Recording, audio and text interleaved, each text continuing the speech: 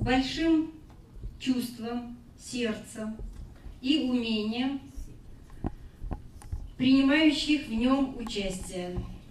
Речь, как вы сами понимаете, идет о Светлане Зиновьевне Сосновой. Пожалуйста, вам слово.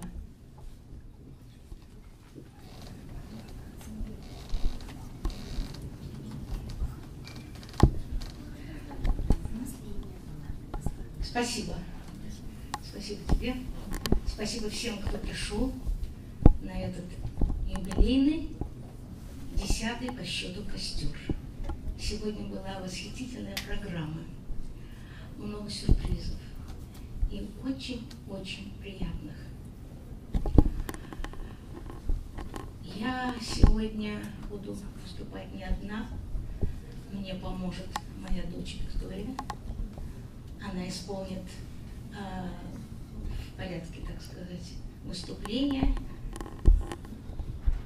прелюдию Скрябина. И второе произведение – это романс Шумана «Виктория Смусь». Второй мой помощник, тоже родственные связи, понимаете? Оттуда привезли, семейство, семейный подряд, вот так точнее.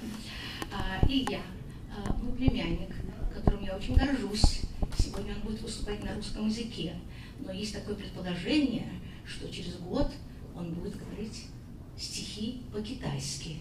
Сегодня он может говорить по-китайски свободно на любые темы. Он учит китайцев, он жил в Китае, уже успел побывать. А сегодня он будет говорить, читать на русском языке. Ну, вот это такое вступление. А остальное как получится. Мне хотелось сегодня перелистать страницы Жени Цветаевой.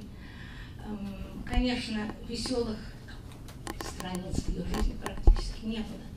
И это тоже горькая страница. Вот так вот. 1919 год. Когда-то была такая пьеса «Незабываемый», 1919 год. Не помню, времен или погодные, простите, не помню. Но видела. Так вот, 1919 год. Марине Цветаевой 27 лет. Муж Сергей Яковлевич Фром, офицер Белой армии, находится в Галиополе, в Турции, вместе с Белой армией. Увидится она с ним через 4 года. На руках 2 маленькие девочки, о которых сегодня вы слышали, я повторять не буду, больные, болезненные. Это 7-летняя Аля, Ариадна Сергеевна Фром, и 1,5-годовалая Иринка. В стране разруха, голод, смена правительств, неразбериха, дни окаянные, как писал Иван Бунин. Я полагаю, некоторые из вас читали это удивительное произведение о судьбе русской интеллигенции. Марина без работы или случайные какие-то работы. И как раз в этот период возвращается из Франции, возвращается поэт Серебряного века Андрей Белый. Родину он видит такими глазами. Те же росы, откосы, туманы, над бурьянами рдяный восход, хладеющий шепот поляны, голодающий бедный народ. Роковая страна, ледяная, проклятая железной судьбой, мать Россия, родина злая, кто же так подшутил над тобой?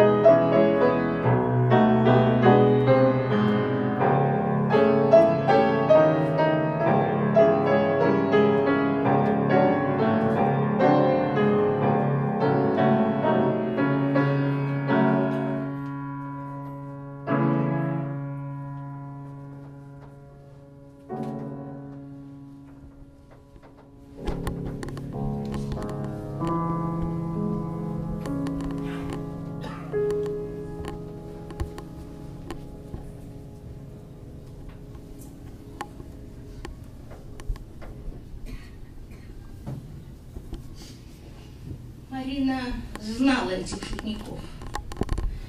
Ее отношение к шутникам, большевикам, определялось в ее произведениях. Ну, одним из самых значительных была поэма «Крысолов», которую вы сегодня слышали. Затем поэма «Конца», поэма «Горы». И другие стихи, но самое такое произведшее на меня впечатление – это автобиографическая проза Цветаевой. И на этом я хотела бы немножко остановиться. К прозе Цветаевой меня привела одна из участников одного из первых костров, ее сейчас нет, Нина Добрянская. И я, читая, не было ни одной строчки, чтобы она была такой проходной.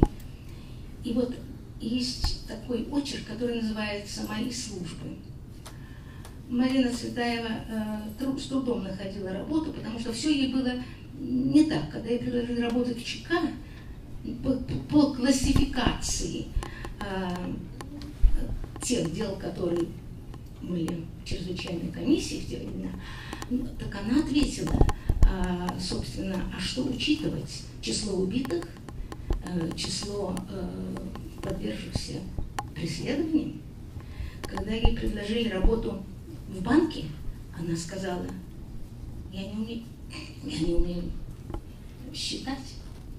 Наконец нашлась работенка такая, как будто бы не пыльная, но очень утомительная для нее, и не по ее природе, не по ее таланту.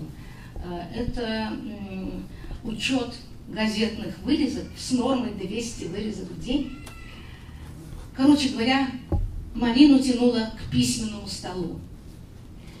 И она написала удивительную пьесу, которую я прочла, называется «На Фортуна», главное действующее лицо Мария Антуанетта и дворянин Лазен. Это как бы портрет списан с Сергея Ефрона.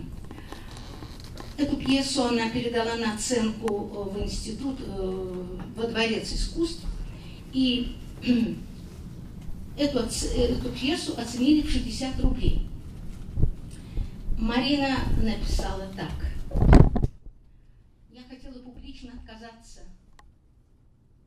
написав в следующих выражениях. 60 рублей возьмите себе. Возможно, вы купите 3 фунта картофеля, если еще найдете по 20 рублей. Или 3 фунта малины. Или, вы только вслушайтесь, 6 коробок спичек. А я на эти 60 рублей куплю свечку и поставлю в Иверской за окончание строя, который так оценивает труд. В другой работе «Зимние приметы» она написала следующее. Я немножко прочту вам, хотя очень найдете.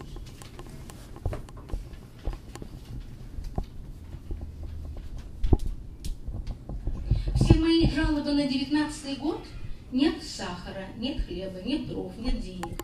Исключительно из вежливости, чтобы мне, у которой ничего нет, не обидеть тех, у кого есть все. И все жалобы в моем присутствии на 19-й год. Россия погибла, что сделали с русским языком, исключительно из вежливости, чтобы им, у которых ничего не отнято, не обидеть меня, у которой отнято все. Боязнь толпы. Таково было состояние души Марины, потому что шел разбой, беспредел в это время. И Марина пишет: думаю, что боязнь толпы можно победить исключительно самоутверждением. В 19 году, например, выкриком «Долой большевиков!», чтобы тебя отметили и разорвали. Сколько трагических ассоциаций просматривается на протяжении десятилетий российской истории. От самого начала. Вот даже если вспомнить только я исключаю политические репрессии, это особая большая тема. Например, голод. Это начало 20-го, конец первого десятилетия, 20-е годы, 30-е годы, Голобор на Украине, Приволжье. И, наконец, хотите верьте, хотите нет, в 90-м году, когда мы выезжали из Ленинграда, у нас были продуктовые карточки, которые лимитировали 300 граммов сыра в месяц, килограмм сахара и 300 граммов сливочного масла.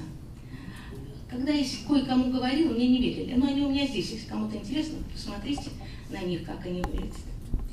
Ну, понимаете, конечно, мне хотелось скорее убежать от этих грустных, негативных впечатлений, и я подумала, почему-то нигде никогда не встречала, где бы Марина Цветаева встретилась с королем поэтов Серебряного века.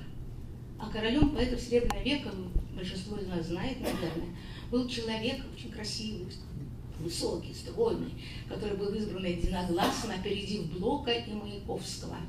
Это был, правильно, Игорь Северянин.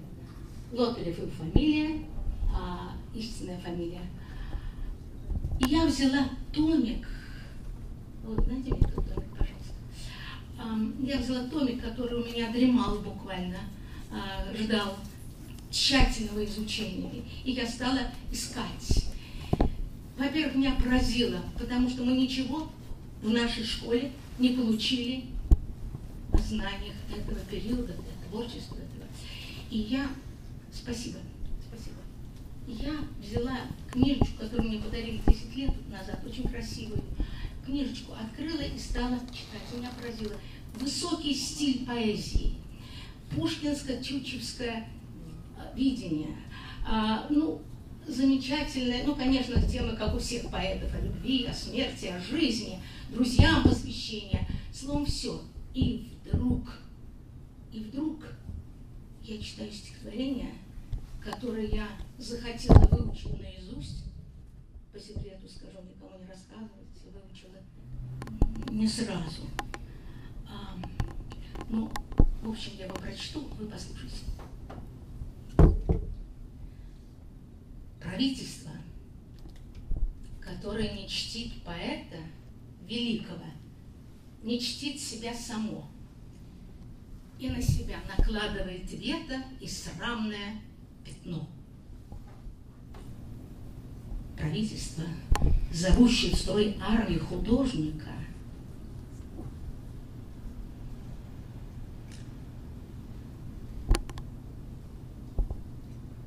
под пушку и ружье, напоминает повесть о жандарме, предавшем палачу дитя свое, вспомните Мура, правительство, которое лишит субсидий писателя, вошедшего в нужду, себя являет в непристойном виде и вызывает в нем вражду. Правительство, грозящее цензурой мыслителю, должно позорно пасть, так отчеканив светлый нимб цензуры, я хлестко отчеканиваю власть. Общество, смотрящее спокойно на притеснение гениев своих, вандального правительства, достойно и не мечтать ему о днях иных. Ну что вы скажете? Ведь это стихотворение было написано, я вам обещала, буду говорить только об одном, в 1919 году. И я думала, что в этот прелестный сборничек оно попало случайно, обиделись. Я проверила, нет. Так ведь это же о Марине, ведь это же не только ее жизни, это о жизни наших родителей, о жизни каждой семьи. И я уверена, что если бы вы покопались в памяти, вы бы нашли жертв этого режима. А как это согласуется с тем, что сейчас происходит? И вы знаете, я все-таки очень прямый человек, наверное. Я решила, не может быть, чтобы Марина Цветаева никогда нигде не пересеклась ее судьба с поэтом Игоря Северянина. Я закрыла этот томик. Нет, не подумайте, это не прием, чтобы вас как-то заинтересовать. Я никогда не читаю предисловия.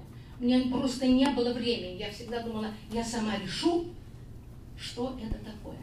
Я открываю, и я вижу неотправленное письмо Игорю Северянину. Подпись. 1931 год. Марина Цветаева. А теперь, вот теперь я возьму действительно шпаргалочку, потому что я сделала выборки из этого письма, чтобы не захватывать очень много времени, и я прочту. Неотправленное письмо так. Очевидно, значит, я хочу сказать, в судьбах этих двух поэтов было очень много общего. Они родились практически в одно и то же время, с разницей в 4 года. Ушли из жизни с разницей в 2 месяца в 1941 году. И тот, и другой пробыли 20 лет за рубежом. Игорь Северянин не мог возвратиться в свой любимый родной Санкт-Петербург, откуда он был родом, а Марина не могла вернуться в Москву. И вот это письмо. Начну с того, что это сказано вам в письме только потому, что не может быть сказано всем в статье, а не может быть потому, что в эмиграции поэзия на задворках. Про нас этого не скажешь. И так далее. Только двоим не оказалось места в эмиграции – правде и поэту. От лица правды и поэту и поэзии приветствую вас, дорогой. От всего сердца своего и от всего сердца вчерашнего зала благодарю вас, дорогой. Вы вышли, поднимаете лицо молодое, опускаете печать лет. Но поэту не суждено опущенного. Разве никем не видимый наклон к тетради? И все, и не голова, и восторг, и слушание дали, вздымает, заносит голову.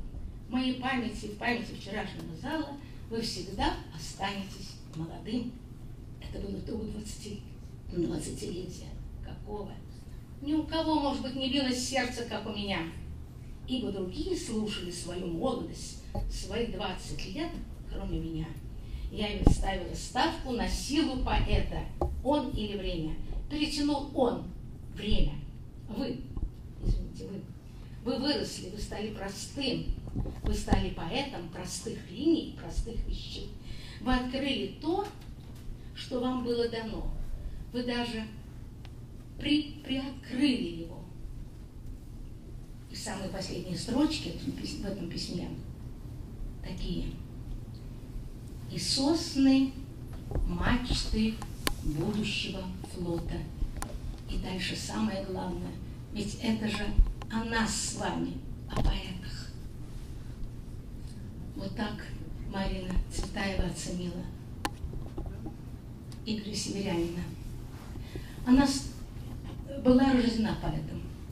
Она стала учителем поэтов.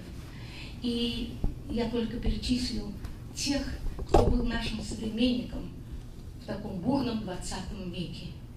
Бродский, Вознесенский, Ахмадуллина, Тарковский, Евтушенко и многие другие, Заболоцкий и многие другие. А вот еще одно стихотворение, которое принадлежит другому поэту, которого вы все очень хорошо знаете. Более того, вы сейчас это видите. И более того, это мне доставляет огромное удовольствие прочитать стихи друга, эксперта поэзии Цветаевой и организатора наших прелестных встреч. Это стихотворение, которое я прочту, написала Маргарита Тарсина. Аплодисменты будут потом. Но хочу сказать, что стихи Маргариты Тарсиной, у меня есть все 7 сборников, очень глубокие, очень, очень светлые, очень искренние и требуют большого внимания. Да, и очень музыкальные. И вот в сюжетном сборнике я нашла такое стихотворение. О, музыка, тебе хочу молиться и душу всю свою отдать, в тебе, как в капле, раствориться, чтобы, услышав, не страдать. С тобой одною я свободна, и в мыслях смело я парю, готова сделать что угодно. Летаю, чувствую, люблю. Рукой божественной искусной выводишь на простор мечты. Но удержать тебя так трудно. Лишь вечности подвластна ты.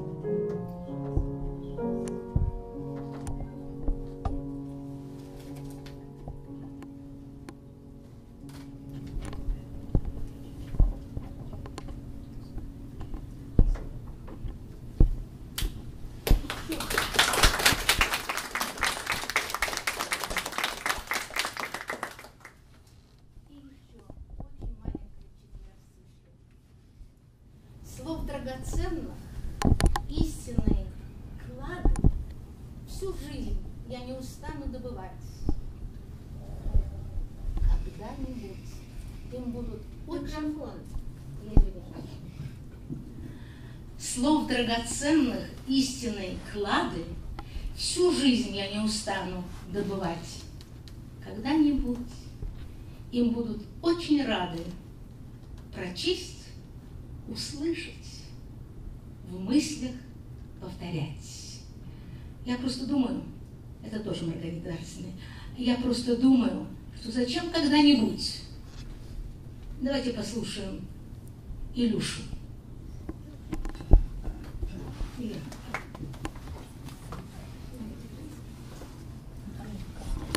Здравствуйте.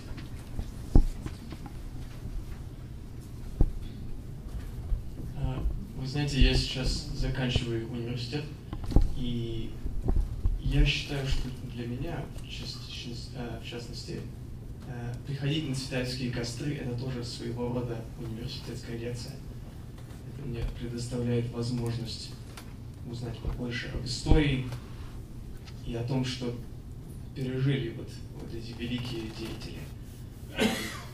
Но главное не только, что мне предоставится возможность узнать побольше, но также я могу соприкоснуться с искусством Марины Цветаевой и прочих великих поэтов. И я думаю, что если бы у нас в Ванкувере не было этих цветаевских костров, для меня эта задача была бы намного сложнее, и у меня просто такой возможности не было бы, так как я живу большинство своей жизни, я прожил в Канаде, и тут у меня, скажем, не было такого доступа в моих руках, скажем, к великой русской поэзии. Так, я очень благодарен тем, кто меня сюда пригласили, и также очень благодарен организаторам наших встреч Маргариты Тарасиной. Итак, я прочту стихотворение тоже, которое написано Маргаритой Тарасиной. И это стихотворение называется «Родение с гранатом». С чем красоту гранатом не сравнить?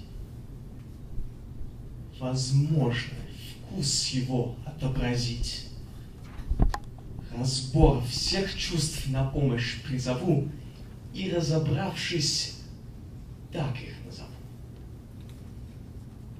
Лежит передо мной округлый фрукт, увенчан 6-звездочной короной.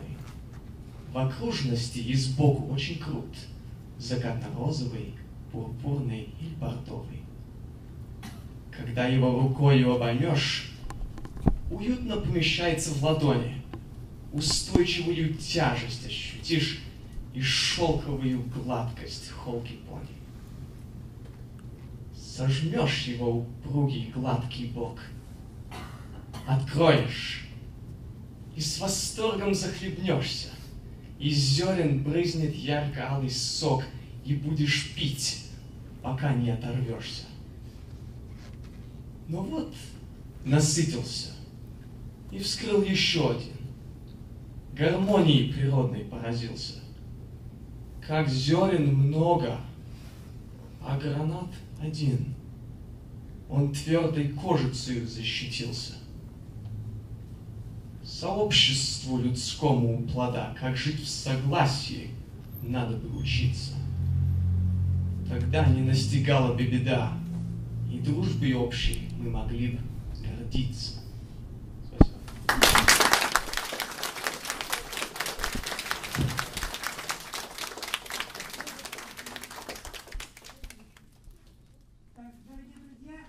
Команде Светланы Сосновой, которая принимала участие во всех кострах, является